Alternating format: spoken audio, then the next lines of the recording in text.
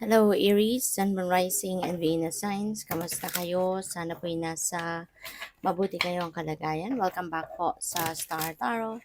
At kung bago kayo rito, welcome din po kayo. Please subscribe, like, share my videos, and leave me a comment kung nakaresonate po kayo.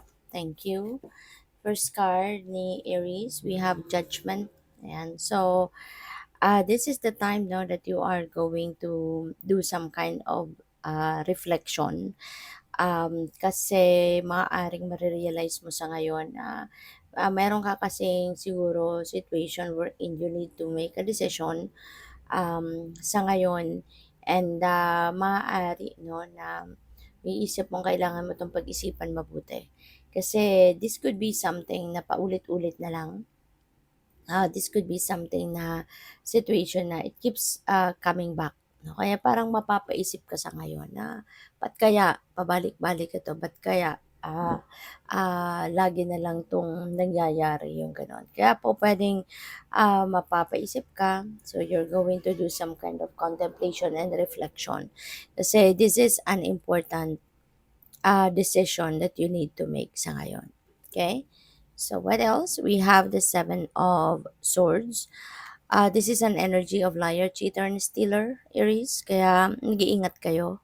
Okay? Be careful with whom you deal with. Be careful with whom you trust. Kasi pa pwedeng merong mga tao sa paligid mo that are uh, deceiving, that are mga scammers, mga ganyan, cheaters, mga ganon. Okay?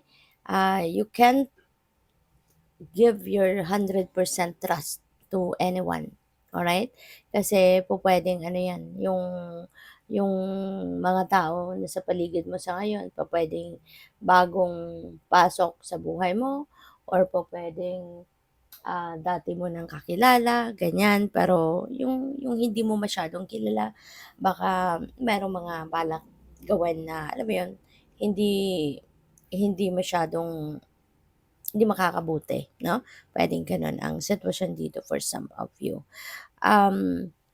Maaari din na ang iba sa inyo rito is going to, tell you a lie. So, maging maingat ka sa pagtitiwala, no? Sa mga kasinungalingan. And kaya mahalaga na pakinggan mo yung body language, I mean yung wisdom of your body. Kasi your body will be reacting to something, 'di ba? Kung yan ay kasinungalingan, kung yan ay panloloko, for sure your intuition will send you a signal, no? At yun, makakaramdam ka siguro diyan ng physical discomfort. Kaya pakinggan mo yung katawan mo. Kasi minsan meron tayong nararamdaman na if there is something off with the person na kausap natin. Minsan, kung kailangan na natin talikuran yan, iwasan yung taong yan. Makakaramdam tayo ng discomfort sa katawan. Yung bigla ka naiihi, yung biglang sumakit yung tiyan, yung biglang parang nagsi-CR ka, yung mga ganun ba, no, na yung parang hindi mo pwedeng pigilan. So, that is a sign, no, na umalis ka na dyan sa harapan ng taong yan. Alright? So, what else? We have King of Swords. So, baka ang iba sa inyo mapopromote into a leadership role. Okay? Kasi si King of Swords, ano to person of authority. So, pwede na ang iba sa inyo will be promoted to a leadership role. Pwedeng magkakaroon ka ng position of authority, parang gano'n. Pupuwede rin 'no na this is someone na you're going to be dealing with. Puwedeng meron kang kukonsultahin sa kanya, puwedeng kakausapin mo ang katulad ni King of Swords para kumonsulta regarding something, kung ano man yung kunyari hindi mo naiintindihan, 'di ba? Kunyari may binabasa kang kontrata or meron kang financial decision na kailangang gawin, importante. So, pwede no, na yun ang ipapakiusap mo kay King of Swords.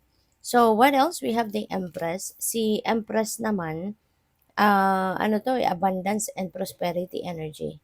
Kaya, maaari ng iba sa inyo rito is going to, maaari ng iba sa inyo is going to have or receive financial blessings, no? Or pwedeng financial opportunities na siyang magdadala sa iyo ng kasaganaan. Siyang magdadala sa iyo ng prosperity and abundance, no? Maaari din, Aries, na ang iba sa inyo is going to, since si Empress Mother Archetype, po pwede na ang iba sa inyo ay po pwede na ang iba sa inyo sa ngayon is going to be very caring and nurturing of the people around you. Diba? Kunyari, magiging hands-on ka talaga sa pag-aalaga sa mga anak mo kung merong anak or sa person mo, 'di ba? Yung mga gano'n. So, magiging hands-on ka sa pag-aalaga sa kanila. So, po puwedeng merong gano'ng sitwasyon ang iba sa inyo. Ah, so or baka ang iba sa inyo baka manganganak, 'no? Kung kayo'y buntis or kung yung person ninyo ay buntis, 'di ba? Pupuwedeng merong manganganak na sa ngayon. We have 10 of swords, I mean wands. Burden ito eh, no, Aries? So baka ang iba sa inyo, merong pinagdadaanan, bigat. Po pwedeng physical na bigat or po pwedeng emotional, no, burden, pwedeng ganun. So depende sa inyong sitwasyon. But maaari na kayo ay aalis na sa ganyang energy, iiwanan niyo na yung energy na 'to, 'no? You are going to, break away from this, bigat, 'no? Pupuwedeng iiwanan mo na 'to, pupuwedeng tatalikuran mo na 'yan kung trabaho 'yan, pupuwedeng aalis ka na sa trabaho, baka ang iba sa inyo magre-resign, ganyan. Or baka ang iba sa inyo pupuwedeng, pupuwedeng kung hindi man kayo magre-resign baka kayo ay magre-retire na or pupuwedeng hihingi ng tulong, you know? Baka magre-report na kayo sa boss ninyo at, magsasabi na kayo ng iyong totoong sitwasyon, 'no, na eto kung sobrang napapagod ka na, sobrang nai-stress ka na, if you need an assistant, ganyan, or tulong, 'di ba? So, pupuwedeng ngayon mag-o-open up ka na, magpapakatotoo ka na, 'di ba? Kasi maybe it's taking a toll on you already. So, tama lang 'yun, 'no, na humingi ka na ng tulong, okay? So, we have the lovers. Si lovers naman, ah, pupuwedeng decision making ito, you know? Baka meron kayong importanteng desisyon na kailangang gawin na related 'no, sa love life, related sa manliligaw ninyo or kunyari related sa person ninyo, yung mga gano'n, 'no? So, yun, this could be an important decision that you are going to make, okay, na related nga doon sa inyong ano, relationship. Maaari din ang iba sa inyo baka kung single ka pa, baka meron kang kaligawan sa ngayon or baka meron kang makikilalang bago na pupuwedeng manliligaw sa'yo, 'no? So, pupuwedeng gano'n din ang ganap diyan. So, good luck. Thank you for watching. Love and light. Namaste.